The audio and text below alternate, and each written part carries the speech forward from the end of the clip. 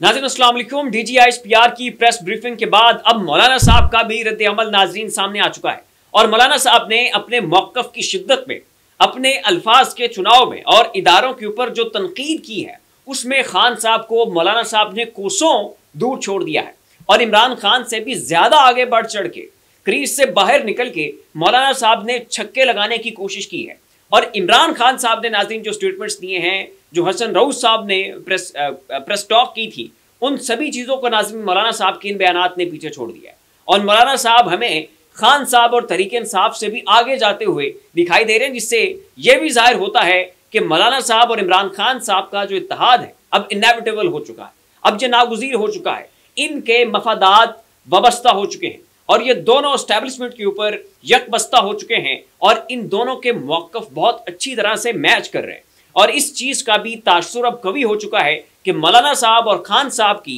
ये जो अरेंजमेंट है, ये जो इनका आपसी इत्तेहाद है, ये बहुत ज़्यादा मजबूत हो जाएगा और ये दमादम मस्त कलंदर करने निकल पड़ेंगे। नाज़रीन, मौलाना साहब ने गुज़श्ता रोज़ जियो न्यूज़ के ऊपर एक इंटरव्यू दिया और इस इंटरव्यू का अहवाल क्या है नाज़रीन, ये ज़रा आप सुने और देखें कि मौलाना साहब ने कैसे जई तई फेरने की कोशिश की है। सरबराह जमीयत उलमा इस्लाम फे ने निजी टीवी चैनल जियो न्यूज़ के प्रोग्राम कैपिटल टॉक में एक सवाल कि क्या आप DGISPR से इत्तफाक करते हैं पर जवाब दिया। मौलाना साहब कहते हैं कि DGISPR की प्रेस कॉन्फ्रेंस अपनी जगह पर और इनका इस पर एहतजाज अपनी जगह पर, लेकिन अगर हमने उनकी बात को तस्लीम करते हैं और उनकी बात सही है तो फिर हमें यह बताया जाए कि इंतखाबात में धांधली की है या नहीं,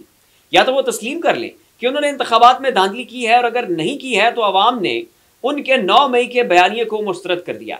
तो मौलाना साहब नाज़रीन इसके ऊपर बार बार इसरार कर चुके हैं, माजी में भी प्रेस कॉन्फ्रेंस कर चुके हैं कि 9 मई को बहुत बड़ी तादाद ने निकल कर तहरीक इंसाफ को वोट दिया और इमरान खान साहब इन इंतखाबात में वाज़े मेजॉरिटी के साथ जीत गए। तो फौज जो है वो तो 9 मई का बयानिया लेकर बैठी है। फौज कहती है कि जनाब इदारों के खिलाफ हमले हुए हैं, इदारों को मुतनाज़ बनाने की कोशिश की गई है, मिलिट्री इंस्टॉलमेंट्स के ऊपर हमलों में खान साहब मुलविस हैं, ये एक इंतशारी टोला है। लेकिन अवाम का यहाँ पर रद्द-ए-अमल मुख्तलिफ है। अवाम ने जो है उस खान को अपनी आंखों के ऊपर सवार किया हुआ। तो यहाँ पे मौलाना साहब का ये कहना है कि अगर इंतखाबात के रिजल्ट दुरुस्त हैं तो फिर आप ये तस्लीम करें कि 9 मई का बयानिया जो है वो दफन हो चुका है। उसके बाद नाज़रीन मौलाना साहब कहते हैं कि आइन की बालादस्ती पर बात करते हुए कहा, इन बातों पर जब अमल दरामद होगा उसके असरात हम तक पहुंचेंगे तो हम उसकी तस्दीक कर सकेंगे। फौज और अदलिया के बारे में आइन कुछ और कहता है, लेकिन जो कुछ और होता रहा है फिर कहा जाता है कि आपने अदलिया या फौज पर क्यों तनकीद की, जिसकी आइन के तहत ये सज़ा है वो सज़ा है। उन्होंने कहा कि इदारों को भी चाहिए कि वो काम ना करें जिस पर तनकीद हो सके, एहतियात से काम लें, इन्हीं दफात का सहारा लेकर वो अवाम या सियासी जमातों के साथ जो कुछ करेंगे उसकी खुली इजाज़त है, लेकिन अगर उनकी कारकर्दगी पर एतराज़ होता है तो कहा जाता है कि आप आइन की खिलाफ वर्जी और हमारी तौहीन कर रहे हैं। उन्होंने कहा कि जमहूरी माशरे में ऐसी चीज़ें सामने आएंगी तो फिर तनकीद होगी। फौज का सियासत में आना हराम है, फिर इसके बावजूद वो भरपूर सियासत करती है, तमाम सियासी फैसले वो करती है, कानून साजी में मुदाखलत करती है। फौजी मुदाखलत नहीं करती बल्कि फौज की खुफिया एजेंसियों के जरिए यह सारा काम निपटाया जाता है। उन्होंने कहा कि फौज सियासत में आएगी तो सियासत भी फौज में जाएगी, इसका गिला फिर नहीं होना चाहिए। मैं एक ऐसी जमात का सरबराह हूँ और हमने तहरीक अदम एतमाद पर दी गई तजवीज़ रद्द की थी। मैं अपने मौक़िफ़ पर आखिरी वक्त तक खड़ा रहा। मेरी मुलाकात भी साबिक आर्मी चीफ से हुई थी और वो हमारे ही आर्मी चीफ हैं, भारत के नहीं, लेकिन मुलाकात में बात वही करूँगा जो मेरे ज़मीर के मुताबिक होगी। अगर उन्होंने आइन की खिलाफ वर्जी की है तो फिर उनके मुंह पर कहने वाला भी मौलाना फजलुर रहमान ही होगा। ये नाज़रीन कहना था मौलाना साहब का और बड़े दो टोक अंदाज में नाज़रीन उन्होंने पाकिस्तान के इदारों के ऊपर तनकीद किया और DGISPR की प्रेस कॉन्फ्रेंस का जवाब दिया। कहा कि जनाब आप सियासत में आएंगे तो फिर आपके ऊपर तनकीद होगी, फिर सियासत फौज में दाखिल होगी, फिर इस चीज़ के ऊपर एतराज़ ना करें। अगर आप एक सियासी ताकत बनेंगे तो फिर आपको सियासत की ज़बान में जवाब दिया जाएगा और 9 मई का बयानिया जो है वो इस अवाम ने दफन कर लिया है और आप इस चीज़ को तस्लीम करें और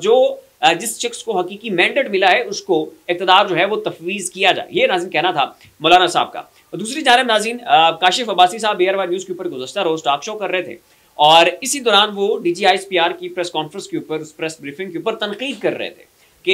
ये एक मीनिंगलेस सी एक्सरसाइज है, ये सियासत में कूद पड़े हैं, सियासी मामलात के ऊपर तबसरे दे रहे हैं। और ये भी टॉक शोज़ के अंदर बैठ कर कहा गया कि जनाब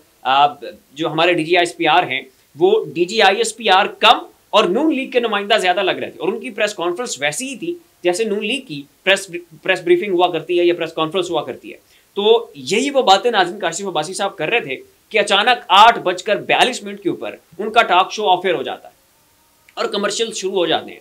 और एकदम से जो है वो टॉक शो बंद कर दिया जाता है और उसके बाद फिर टॉक शो ऑन नहीं होता और फिर 9 बजे की जाके जनाब डायरेक्ट हेडलाइंस चलाई जाती है, बुलेटिन सुनाया जाता है और काशिफ अब्बासी साहब के उस टॉक शो को और उस हिस्से को जो काट दिया जाता है उसको फिर दोबारा ऑन एयर नहीं किया जाता। तो ये मामला रात गुज़श्ता रात हुआ और उनका टॉक शो जो है वो बंद कर दिया गया। और फिर तरीके साहब के रहनुमाओं ने जो रात को शाम में जो प्रेस कॉन्फ्रेंस की थी DGISPR की प्रेस कॉन्फ्रेंस के एक काउंटर नैरेटिव के तौर पे, उसको भी जो है मीडिया के ऊपर नहीं दिखाया गया और मेन स्ट्रीम मीडिया का कोई बंदा कोई माइक जो है वो तरीके इंसाफ के रहनुमाओं के सामने नहीं पड़ा हुआ था। तो इस वक्त नाज़रीन इंतशार की सियासत है, मामला उलझाव की जाने बढ़ते जा रहे हैं, अनरेस्ट है, क्योस है, पॉलिटिकल इंस्टेबिलिटी है, ताबड़तोड़ हमले किए जा रहे हैं, एक दूसरे के ऊपर तनकीद की जा रही है और इस वक्त पाकिस्तान का जो पॉलिटिकल टेम्परेचर है वो बहुत ज़्यादा हाई है और मुस्तकबिल में हमें ये टेम्परेचर ठंडा होता हुआ दिखाई नहीं दे रहा। फिलहाल नाज़रीन नहीं, ऐसी मज़ीद लम्हा अपडेट्स के लिए हमारा चैनल ज़ाविया सब्सक्राइब कर लें। शुक्रिया।